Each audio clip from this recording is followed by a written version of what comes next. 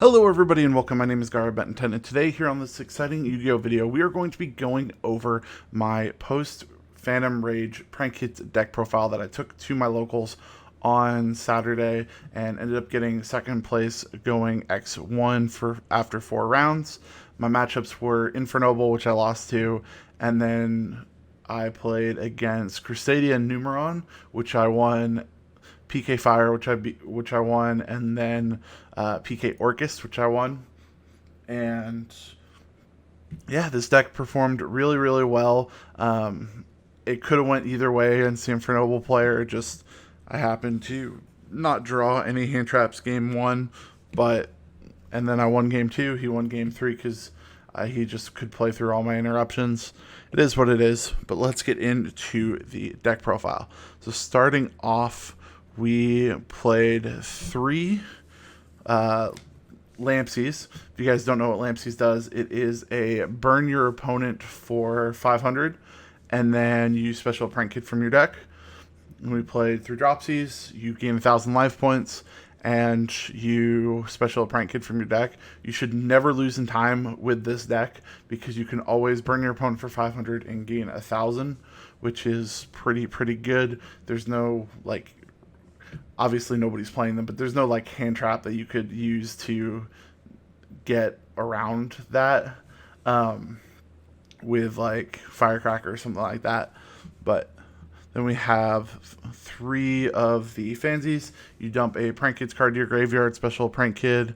And then we have 3 Roxy's, which is banish a card from your hand, draw 1, and special Prank Kid. All these are really good. They all special each other from the deck, so you want to max out on all of those. And then for our hand trap lineup, I played 3 Ash, 3 Nibiru, 3 Gamma, the 1 Driver, and then 3 Infinite Impermanence. And these were absolutely amazing against... It was really funny against both the PK decks. I opened up at least one of the games 4 hand traps and 1 prank kid and just completely blew them out with these. There's some cuts that I'm going to make that we'll talk about later, where I'm probably also going to play 3 Veiler or possibly 3 DD Crow or 3 Skullmeister, something like that, to where just gives me more hand traps. Maybe 3 Ogre, I don't know. But definitely with the new Link 1, you can play so many hand traps in this deck, and it's really good. And that's it for the monsters. I know half my deck is hand traps, but then moving on to the spells, play 3 place. This card is absolutely busted for the deck. Not only does it search you the 1 prank kid that you need to do your combo, so essentially you're playing 15 combo starters, 16 if you include terraforming, but then also this allows you to chain block during your combo so your opponent can't really negate your cards in certain situations. And so if you fusion summon a Prank Kids monster, all your Prank Kids monsters gain 500 attack permanently. And then if you link summon a Prank Kids monster, all your opponent's monsters lose 500 attack permanently, which is really good. And then we play 2 pranks.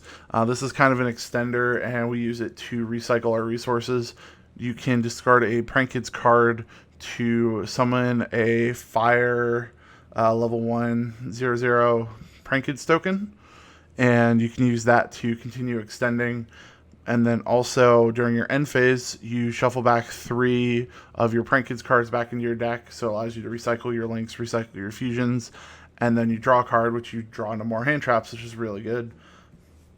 And then for our fusion cards for this, I play 2 Pandemonium, 2 Polymerization, and then 2 Thunder Dragon Fusion, and then the 1 Instant Fusion.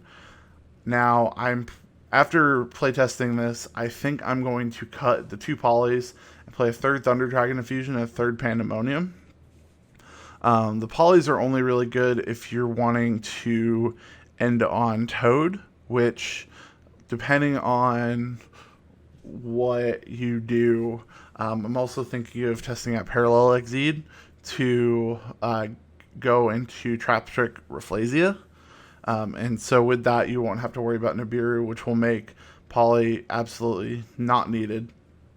And then you have a bunch of cards you can use to play through Nibiru. And I just think having the third Pandemonium and the third Thunder Dragon Fusion to hard open the Thunder Dragon Fusion would be really good. And then for later turns, you can always banish the Thunder Dragon Fusion to search out your fansies to combo off again. So those are the fusions we play. There's some more testing that needs to be done there. And then for our 1-ofs, I played one for one Terraforming, and then one Pot of Avarice. These two are going to be cut. They're not needed at all. You play 16 ways to get to a prank kid, so a 17th doesn't hurt the consistency at all. Pot of Avarice, I never had enough monsters in my grave to warrant needing Pot of Avarice, because I'd always be able to shuffle back all my prank kid stuff with Plan, or I used Thunder Dragon Fusion, or I used Pranks, so this isn't needed at all. So these two are probably going to be cut and replaced with probably the Parallel Exceed. And I don't know what else I'm going to cut for the third Parallel Exceed, but that's probably what I'm going to do. And then the Terraforming, just another copy of the field spell, really good. And the last card is Plan. This allows you to link summon on your opponent's turn, and then you can banish, when your opponent declares an attack, you can banish it from your grave, shuffle back any number of Prank Kids cards from your graveyard back into your deck, and then your opponent's monster loses 100 attack per each card you shuffled back till the end of the turn, which is really, really good. It helps you recycle everything. I don't think it's needed at more than one, but this is your answer. You search it if you're playing against a back row deck instead of searching Pandemonium, and it's just really good. Now, moving on to the extra deck, for our fusions, we played 2 Rocket Ride, 1 Washier, and then 2 Battle Butler. And because everything is a 1-card combo, a lot of times you don't even need to go into Rocket Ride or Washier unless you're going for a grind game, or you draw the Pandemonium early or something like that, and then you can play through Nibiru with them. But then you always end on Butler. The main combo ends on Butler with Meow Meow Engrave, and then potentially a Toad or something else, and then that way you have 2 Raigekis for your opponent's turn, which is really, really good. And then for our Prank Kids links, play 2 Meow Meow. You don't really need a third. The third doesn't come up too often because normally the games don't last that long. Or if you need the third, you're generally shuffling one back, so it's kind of cool. And then 2 Doodle Doodle Doos. This card, it searches and adds cards back from your graveyard, which is really good. And then we have Bow Wow Bark, which does the same thing on your opponent's turn. And then the 1 Rip Roaring Rooster, which is Harpy's Feather Duster, which is really good against back row decks, obviously, because it's Harpy's Feather Duster. Then for the last cards in our extra deck, Phoenix, which should be Ningrisu, but I don't know where my copy of Ningrisu is. Anaconda to help play through Nibiru, or to go into Thunder Dragon Fusion if you didn't use Pandemonium. Axis Code Talker, because you spit out so many monsters, it's super easy to make. And then the 1 Toad, because sometimes you want the negate for Nibiru. And that's it for the extra deck. There's some changes that I need to make. We're going to try and add Rafflesia somewhere. I may cut Rocket Ride to 1, because I haven't seen the need for 2 Rocket Ride to add the Rafflesia. But yeah, that's it.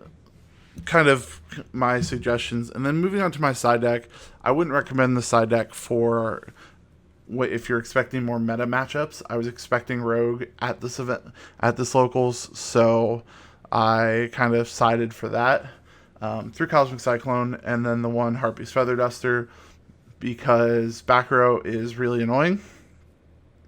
And I have most of my deck for combo decks, because of all the hand traps. So if I'm playing against a like striker, or if I'm playing against Altergeist, Guru, those kinds of decks, I'll side in these, and I'll also side in evenly matched. This card can win you games for free, especially against decks like PK Fire, PK Orcus, because they don't generally put out a ton of Omni negates, so you can just bait the negate and then use this to clear their field, which is really, really good. And then the blowout card against PK Fire and PK Orcus, Lancia. I side this for dinos mostly, but this card came up so much. Opening this against any Phantom Knight deck is really, really good. Then we had 3 Dark Ruler no more, in case there are any like Build-A-Board decks. Didn't really see it, and so not really too. It's kind of there. I may cut that for there can be only one, but I don't know. Kind of depends. If you go second against the Build-A-Board deck, you're gonna lose, unless you have the extenders, which it could be worse. And then 1 Rageki for the Build-A-Board decks as well. I wish this card was at more than one. It'd be hilarious.